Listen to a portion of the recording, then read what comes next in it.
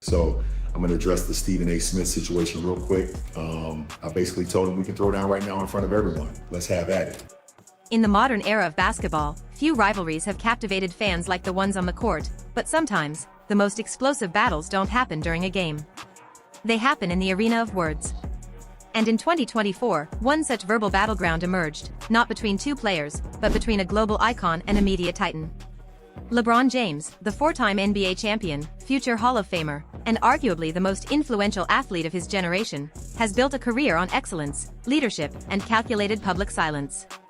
Stephen A. Smith, on the other hand, is the face of sports commentary, loud, opinionated, and unapologetically theatrical.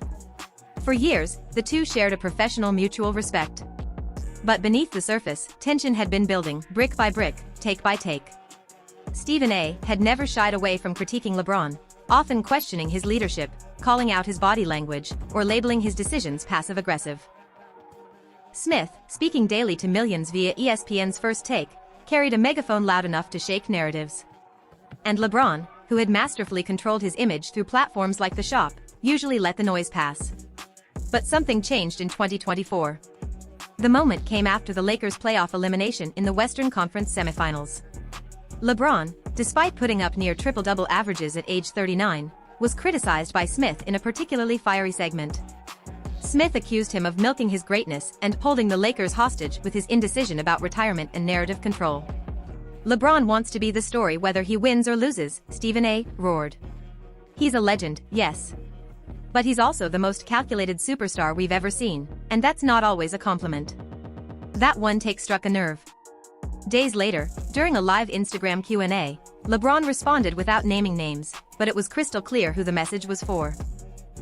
"You can be a mouthpiece for the system all you want," LeBron said, "but I've built mine brick by brick. I didn't ask for anyone to protect my legacy, I earned that. Some people talk for a living because they can't walk it on the court." Fans and media outlets lit up. LeBron just clapped back at Stephen A., trended across social platforms.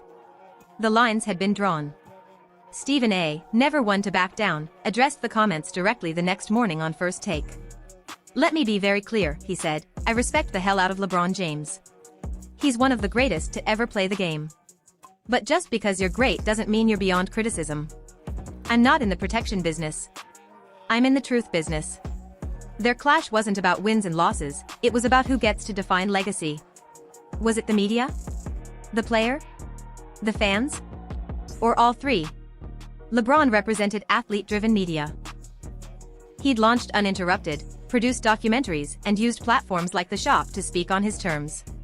Stephen A., the old guard of sports media, wasn't going to let athletes like LeBron dictate the narrative unchallenged. Despite the firestorm, LeBron and Stephen A. never sat down face-to-face, at least not yet. But in the months that followed, the energy between them lingered. Every comment LeBron made was parsed for subtext. Every take from Stephen A. was measured against potential fallout. It became a cultural chess match: who would make the next move, and how loud would it be? In many ways, this confrontation marked a turning point in sports media. It showed that the line between athlete and analyst had blurred beyond recognition. And more importantly, it revealed just how personal the business of basketball storytelling has become. For fans, it was electrifying. For LeBron and Stephen A., it was legacy on the line. Want more raw, unfiltered breakdowns of the most shocking moments in sports history, both on and off the court? Hit that follow button and stay locked in. Because this isn't just commentary. This is the real game.